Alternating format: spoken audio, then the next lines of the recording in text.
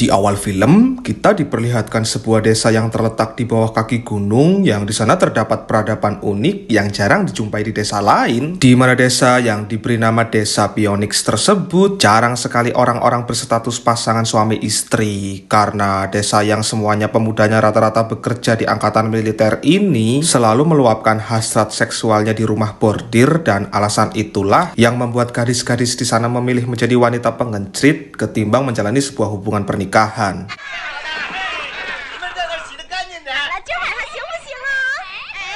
Nah, karena di masa ini belum ada yang namanya program KB dan belum ada pelindung hubungan seks yang biasa dikenal dengan sebutan kondom, tak jarang banyak para gadis yang melahirkan anak, dan contohnya mereka-mereka inilah hasil dari kehamilan beberapa gadis di sini yang oleh karena nggak ngerti siapa ayahnya, anak-anak kecil ini kerap memanggil semua pasukan militer yang datang dengan sebutan ayah. Dan alasan kenapa hal sebejat ini bisa terjadi di desa tersebut tidak lain dan tidak bukan karena sosok Kasim di negeri ini. Ya, kalau Kasim itu semacam gubernur lah kalau sekarangnya. Dan si Kasim menjadikan desa ini sebagai tempat perbuatan jahatnya, perbuatan bejatnya, perbuatan brengseknya, nggak ngutek lah pokoknya, untuk memuaskan keinginannya, dan kita akan ketahui itu nanti.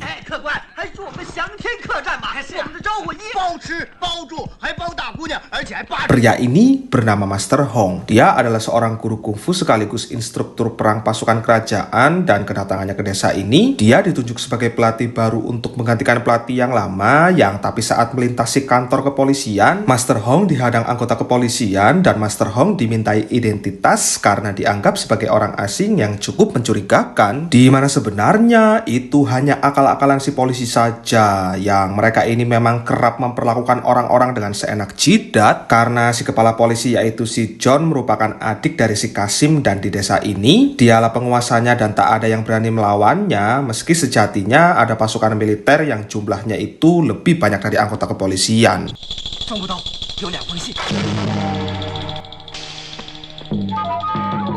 Dan setelah mengetahui bahwa Master Hong adalah utusan dari kemiliteran, si John pun langsung melepaskannya saat itu juga, dan ia serta anaknya segera pergi menuju ke kamp pelatihan. Dan saat sampai, Master Hong langsung menemui jenderalnya, dia itu namanya Jenderal Wang. Lantas kemudian Master Hong langsung ditugaskan untuk melatih pasukan militer, dan selain diamanatkan untuk mendidik semua pasukan, Master Hong juga diminta untuk menggembleng semua pasukan, karena akhir-akhir ini semua pasukan itu banyak yang malesan karena sering mengunjungi rumah bordir.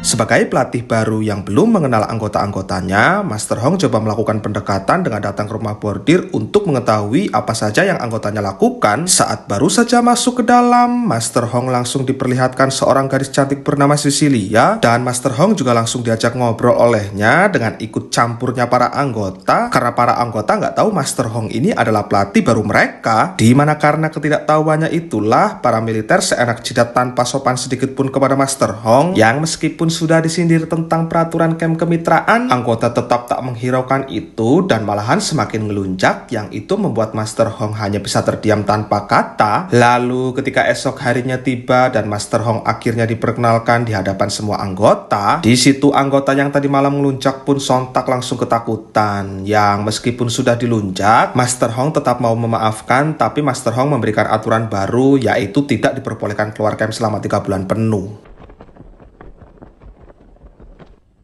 听着，等会儿爬杆的时候，爬到杆顶，开始。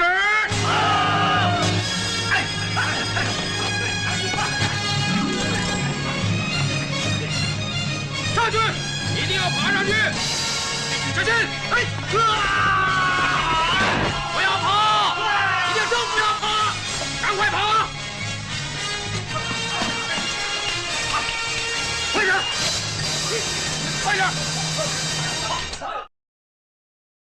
Singkat cerita, malam hari pun tiba. Baru saja 2 hari para prajurit tidak datang, si Mami langsung mengalami penurunan pendapatan yang itu cukup membuatnya kesal. Nah, karena kesal itulah si Mami langsung meminta bantuan ke si John. Lantas esoknya, si John memerintahkan anak buahnya untuk membuat sebuah sandiwara yang dilimpahkan ke anaknya Master Hong, di mana sandiwara yang dimaksud anak Master Hong difitnah telah mencuri kalung temannya di sekolah, yang padahal anak itu baru sekolah 1 hari loh. Dan saat itu juga anak Master Hong pun langsung dibawa ke kantor polisi untuk kemudian Master Hong langsung menyusul untuk tahu apa yang terjadi sebenarnya. Dan setelah dianggap bersalah lalu akan dipenjara selama 10 hari ke depan. Di situ si John muncul lantas langsung menghentikan hukuman tersebut karena si John lebih memilih anak Master Hong ini sujud untuk meminta maaf saja, sehingga dengan begitu hubungan ayah dan anak tersebut akan retak. Pasalnya anaknya Master Hong ini cukup keras kepala.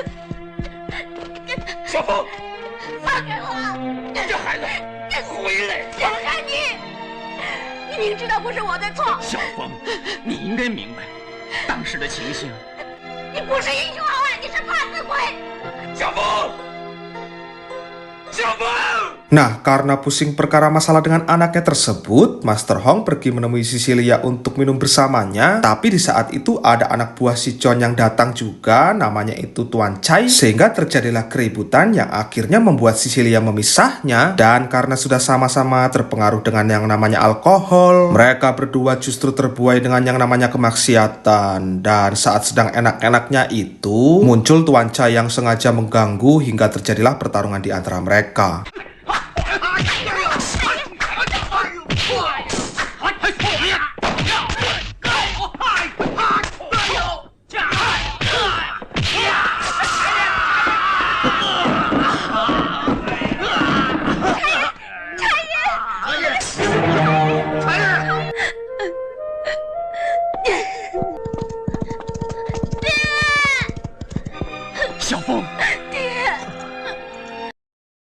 Akibat berani membuat Tuan Chai sampai mengalami luka parah, si John memberikan sebuah ancaman ke Jenderal Wang akan melaporkan ini ke Kasim kerajaan, yang sontak membuat Jenderal Wang langsung ketakutan karena merasa ini adalah tanggung jawabnya. Master Hong pun menebas awaknya dewek dan hal itu membuat si John langsung puas untuk kemudian saat itu juga langsung pergi meninggalkannya. Di mana tak lama datanglah Cecilia yang bermaksud menjenguk Master Hong, yang meskipun mereka berdua ini sama-sama memendam rasa, Master Hong cukup menyesal dengan apa yang dilakukan tadi, yang di sini Master Hong meminta Cecilia untuk jangan datang lagi, dan setelahnya Master Hong pun memilih melanjutkan latihan dengan kondisi tubuh yang belum stabil-stabil amat. Tapi meskipun begitu, Master Hong tetap semangat melatih mereka semua karena dengan pola latihan yang cukup bersahabat ini, Master Hong sukses membuat mereka semua jadi lupa maksiat, yang tapi pasti akan membuat si John kesal secara dia tidak dapat keuntungan pajak dari sana.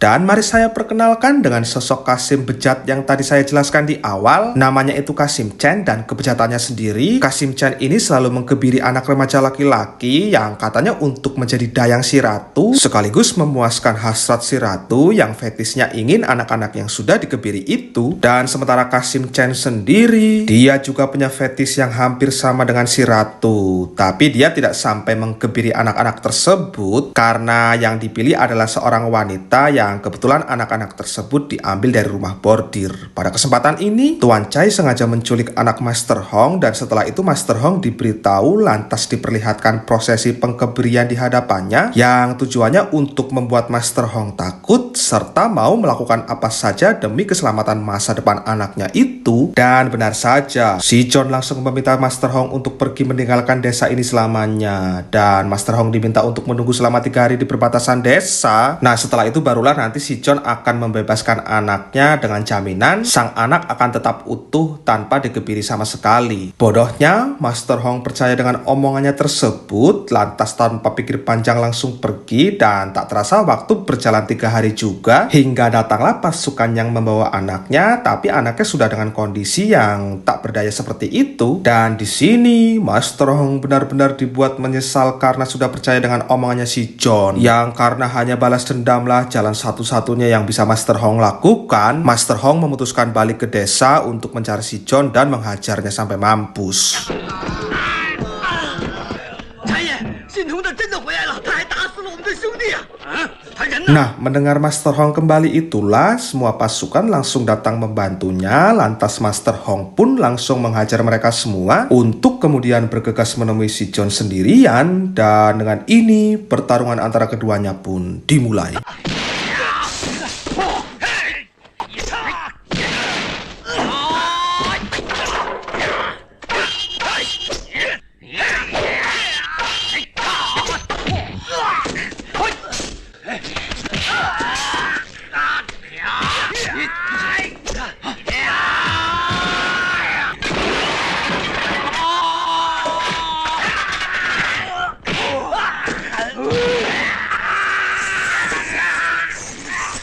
Setelah berhasil mengalahkannya, Master Hong tak langsung membunuhnya, tapi mengkebiri lebih dulu agar dapat merasakan apa yang dirasakan oleh anaknya tersebut. Dan setelah selesai dengan semua balas dendamnya tersebut, film pun tamat.